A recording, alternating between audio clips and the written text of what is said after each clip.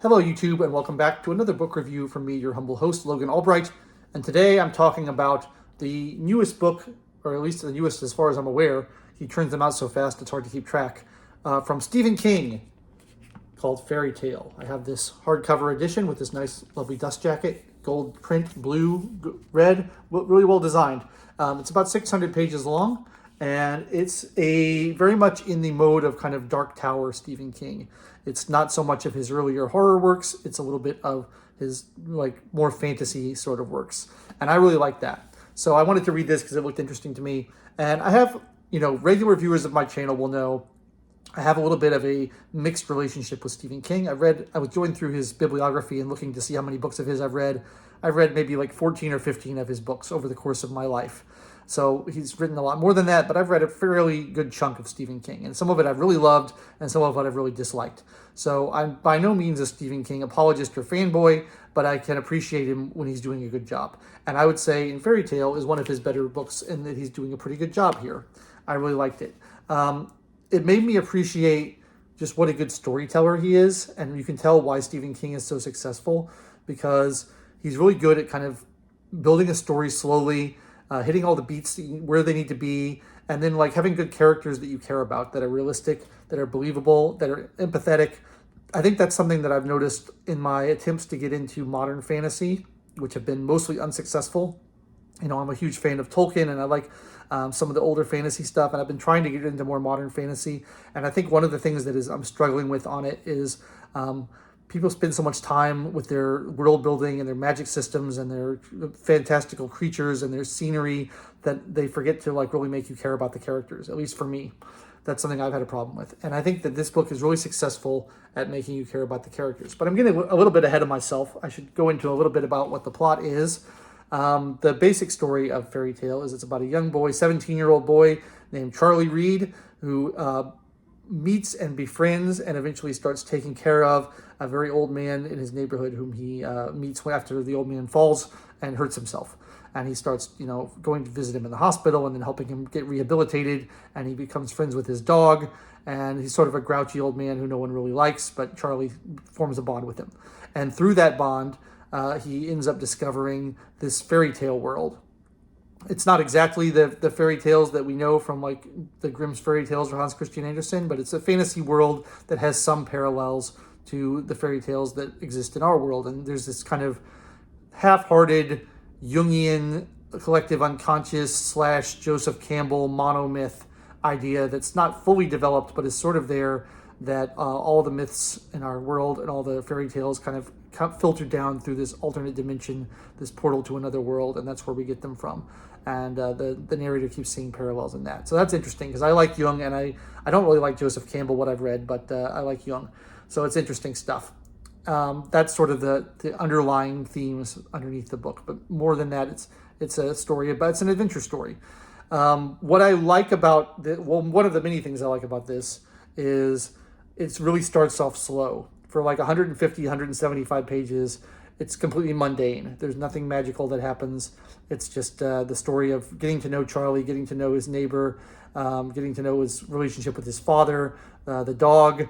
Like, it's all about building the characters and the world and letting you kind of get invested in who these people are and wanting them to succeed. And I think that's great, because one of my sort of pet peeves that I keep seeing in the world of modern fiction, and this I see a lot on people who are advising you how to write or how to get published, is they say things like, modern audiences have no attention span. You have to hook them right on the first page with a big exciting thing, and you have to give them something on every single page to be excited about, or else they're going to get bored and they're going to go turn on their computer or their iPhone or something, and they won't read your book. And that annoys me, because there are so many beautiful, wonderful novels throughout history that I love that have very slow starts and that take their time to build you, to introduce you into the world, to build up the characters. And I think that's a perfectly legitimate way of writing, and I think it's a great way of writing. I don't think everything has to be like, hook them before the commercial break. And I think it's detrimental to fiction to give that advice to authors and to say you can only write this one type of book. And those type of books are fine as far as they go, but there's definitely room for books that can really have a slow build. And I love those. So it annoys me when people say you can't write those anymore and that audiences don't have the attention span for them. Stephen King apparently disagrees because this has a very slow build. But I like it. I like that you are dipping your toes in the water very gradually. And there's this momentum that builds throughout the book. Like it starts off slow and it gets faster and faster and faster. And towards the end, you kind of get some of the classic Stephen King, a little bit more violence, a little bit more darkness, the kind of stuff that he's famous for. But it just starts off as a nice slice of life kind of story. And I like that I like that momentum. I like how it gathers steam. It's like a snowball rolling down a hill. It gets faster and faster and more exciting as it goes along. I think that's a great way of pacing your book. And I think Stephen King is a master at that. So it's very good. I was also kind of struck by the things that Stephen King is obsessed with are very much in evidence here. He's, talks about in some of the introductions to the Dark Tower series, his inspirations, the things he loves. And he loves The Wizard of Oz and he loves The Lord of the Rings.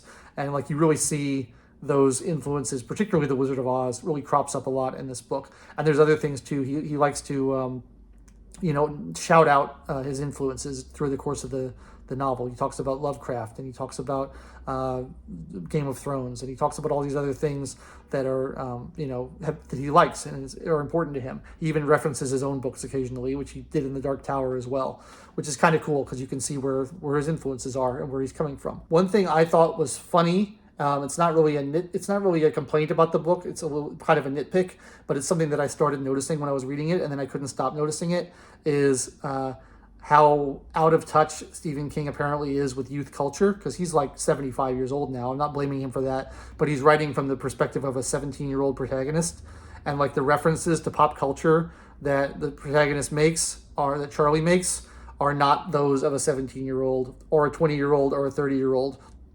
It's they're the references of a 75-year-old, which I found really funny and once you start noticing it, I couldn't stop noticing it. It's like all of his cultural touchstones are 50 years old or more. He talks about, I already mentioned H.P. Lovecraft, that's in there a lot. He talks about Sherlock Holmes, and he talks about, he references bands from 50 years ago, and he references TV shows from 50 years ago and movies. And one of the things is that the kid is watching Turner Classic Movies with his father all the time, and that's how he knows about all these old movies, which is sort of justified. But I'm like, can you even get Turner Classic Movies anymore? I'm not sure. I haven't heard about or thought about Turner Classic Movies in so many years. It's hard for me to believe that that's still a thing that people do, that they watch on their televisions when we have streaming and stuff.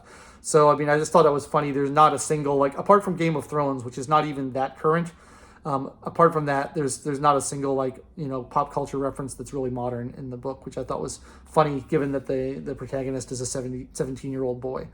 But he's a well-drawn character. He's not one-dimensional. He's got his demons, he's got his dark side, but he's also really likable and a good guy. And that's what you want in a character, because that's the way 17-year-olds are. That's the way everybody is. You're not going to find a 17-year-old boy who's just like all good all the time.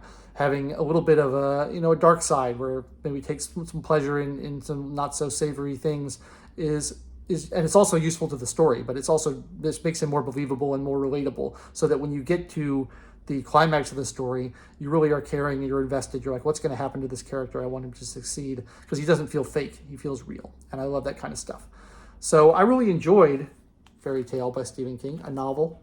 I like it more than most of the Stephen King novels I've read, not more than all of them. I think my favorite is probably The Stand of any of his books I've read. And then a couple of the books in the Dark Tower series would be up there. But this is very much in that vein of Dark Tower. If you liked the Dark Tower series, you will probably like this book because it feels similar. It doesn't feel nearly as much like The Shining or Carrie or Pet Sematary or anything like that. It's much more real. So, and then a fantastic way. And I also just like fantasy stuff. I like fairy tales a lot. I like those kind of tropes, those kind of fairy tale tropes, and having I think the world that Stephen King creates in the secondary world, this parallel dimension, is very interesting, and I think it's very well described, and it paints a picture in your mind. You can really visualize it, which I think also is a sign of a good writer. If you're having vivid pictures appear in your head while you're reading them about the thing that they're writing about, that's a sign that they're doing something right and creating a very believable and fun world.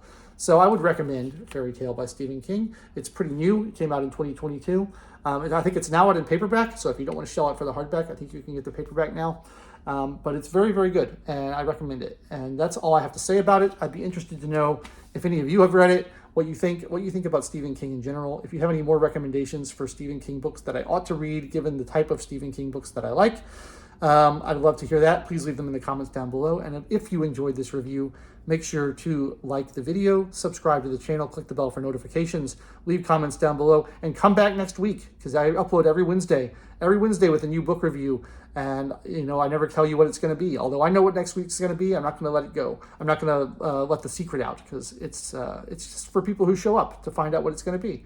I think you'll enjoy it. It's a wide variety of different things that I cover.